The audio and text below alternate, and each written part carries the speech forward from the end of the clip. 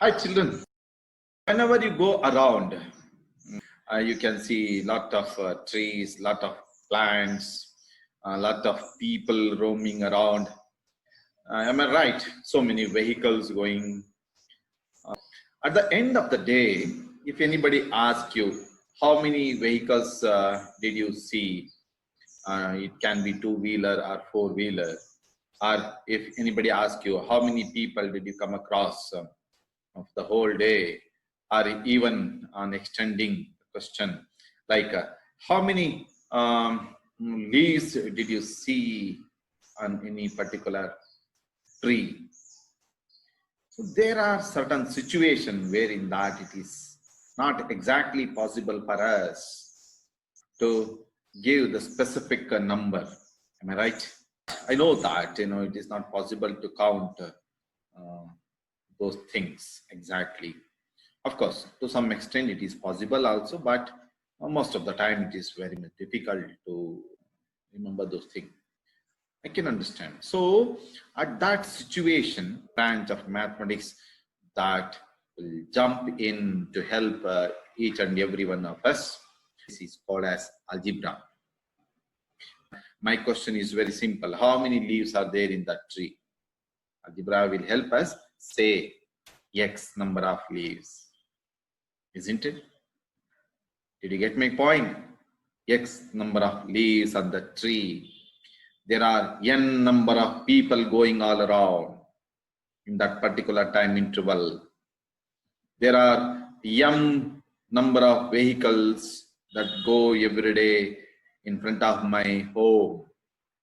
So what are these things that I am using here? M, N, X, or likewise you can use other alphabets also. Okay, so all these alphabets that will help us, that is algebra, the branch of mathematics, will help us to denote such magnitude, denote such quantities. Whenever we are not knowing anything exactly, we use these alphabets, and in algebra we call these alphabets as variables. Why it is called as variables? So my perception, that alphabet can represent any number like 10, but it is not exactly 10 for everyone. According to you, that variable can be 50, it can be 25 to other person, it can be anything depending on the situation. That means that value is keep on changing. Hence the name variable.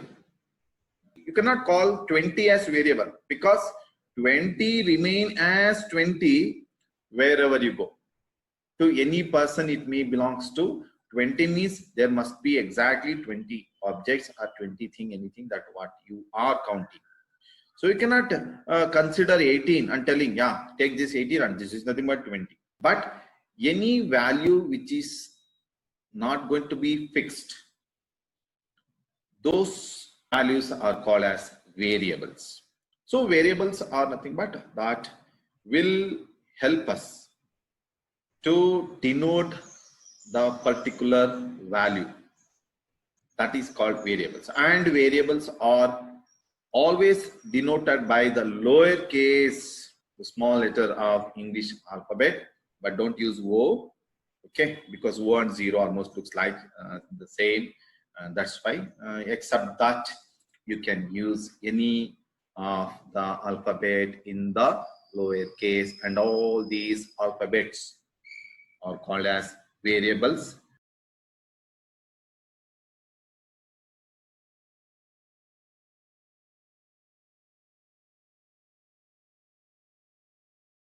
Let's know about algebraic expression. Here is the definition for algebraic expression. Here comes. Algebraic expression is that contain at least one variable or the constant. Constant means numbers, and those variables are separated by the positive sign or negative sign, multiplication sign or division sign, anything. We call it as basic operation. Now here is one of the example. The first one is m plus 8. Okay, and then here m is a variable, means you can assume m as any number. That is why it is called as a variable. And to that variable, we are adding 8. That means the value is increasing.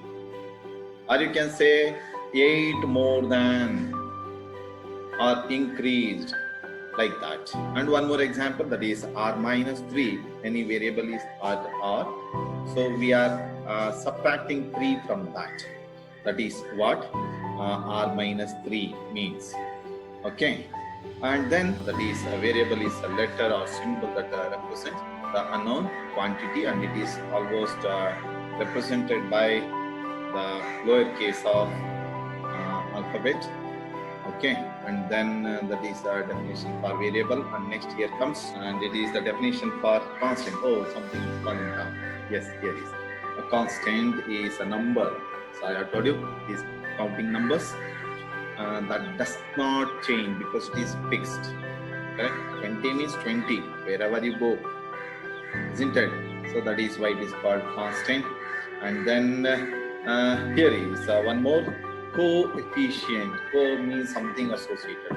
You can use, we are using colleague, co-education, isn't it? So co means something which are along with us. Here also, coefficient means something that is along with the variable. Now variables are alphabet. Now if you write 10m, m is the variable. So coefficient is the associated number, that is 10. So 10 is coefficient, and here 10 is the numerical coefficient. That is because the 10 is number. Sometimes one variable is associated with another variable. So sometimes if one variable is linked with the another variable using multiplication sign or division sign, then it is called as coefficient. Remember, multiplication sign and the division sign. At that time, it is called as coefficient. Then, and example, you can see here in 6x plus 5. X is the variable. Am I right? 5 is the constant, and 6 is linked with the variable x by means of multiplication. 6 into x. Hence, 6 is called as coefficient, numerical coefficient.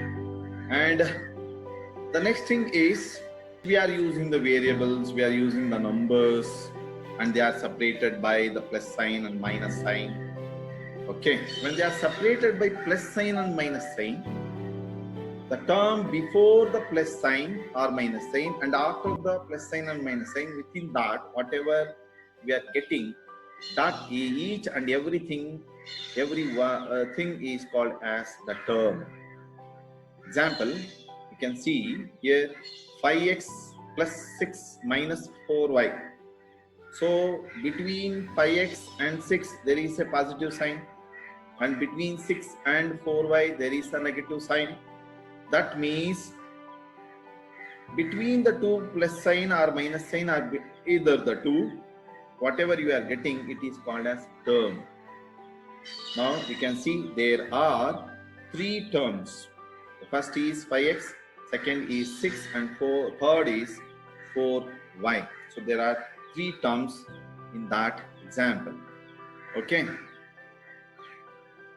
And now here are some questions for you.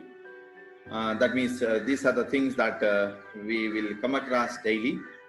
Like here, 10 more than a number. What do you mean by that? So that means something, there is a number already there exists. So that number you need to increase it by 10. So mathematically, which sign do we use? More than means. Yes, we will use positive sign. So more than a number. What is that number? I don't know. So what I will do is I'll take it as a variable. Let it be any variable like m. More than means plus. How much more? 10. So what is our answer? Yes, m plus 10 or any variable. Like here you can see n plus 10. Similarly, a number decrease by 5. Decrease means something less, correct? So decrease means, how do you represent that? Plus sign, minus sign, multiplication sign, or division sign? Yes, minus. Decrease means minus. A number decrease by 5, something I am already having. From that 5 I am giving away. Example, there are 15 pen I am having. 5 out of that I have given to my friends. That means 15 minus 5. But here how many things I am having? I don't know. So let it be any variable, a number. Take it as x. Decrease means minus. So x minus 5. Correct? So here we have taken the variable w, not an issue. So w minus 5. Then one more, 6 less than. Less means again as usual minus, less than a number. So it is exactly same as the second one. So I think you are knowing the answer.